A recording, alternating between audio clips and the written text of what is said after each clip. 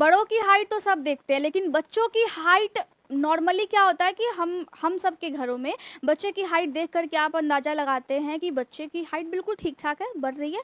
कभी-कभी ये भी होता है, कभी-कभी क्या अक्सर ये होता है कि जब बच्चे घर में बड़े हो रहे होते हैं, तो बच्चा पहले दूध पी रहा होता है। उसके बाद बच्चे की उम्र इतनी हो जाती है कि वो सॉलिड खा पाए, ठीक है? जैसे चावल-दाल हो गया वो खा पाए।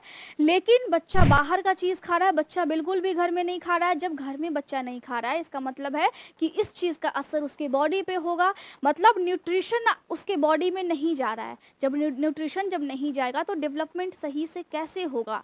जब डेवलपमेंट सही से नहीं होगा तो उसका असर बच्चे की हाइट पे पड़ेगा। तो आपको ये चीज़ जानना होगा कि बच्चे की हाइट किस उम्र में कितनी होनी चाहिए। ध्यान रखिए, जब बच्चा जन्म लेता है उस समय उसकी हाइट 50 सेंटीमीटर तो होनी ही चाहिए अप्रॉक्स, ठीक है? और जब बच्चा 3 महीने का होता है तो 60 सेंटीमीटर, जब बच्चा 6 महीने का हो गया तो 65 सेंटीमीटर। अब बच्चा आपका 9 महीने का हो गया तो उसकी हाइट कितनी होनी चाहिए? 70 सेंटीमीटर होनी चाहिए। बच्चा जब 1 साल का हो तो 75 सेंटीमीटर, और बच्चा जब 2 साल का हो, 75 के बाद कितना होना चाहिए? 90 सेंटीमीटर उसकी हाइट होनी चाहिए। और जब बच्चा 4 साल का हो तो उसकी हाइट कितनी होनी चाहिए? 100 सेंटीमीटर होनी चाहिए।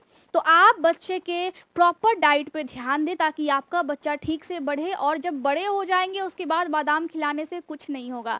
बच्चे को शुरुआत में ही काफ़ी ज़्यादा केयर की आवश्यकता होती है, और साथ ही साथ अगर आप शुरुआत में ही ध्यान देते हैं तो ब्रेन की डेवलपमेंट हो गई या फिर पूरी बॉडी की डेवलपमेंट हो गई, वो अच्छे से होती है। नहीं तो बाद में जा कर के आप कितना भी कुछ कर लीजिए, एक सर्टेन टाइम तक या फिर एक सर्टेन कंडीशन तक ही वो बच्चे की बॉडी बढ़ेगी, लेकिन हाइट उतनी ज़्यादा नहीं खिंच पाएगी जितना अगर आप बचपन में ध्यान देंगे तब उसकी हाइट बढ़ेगी।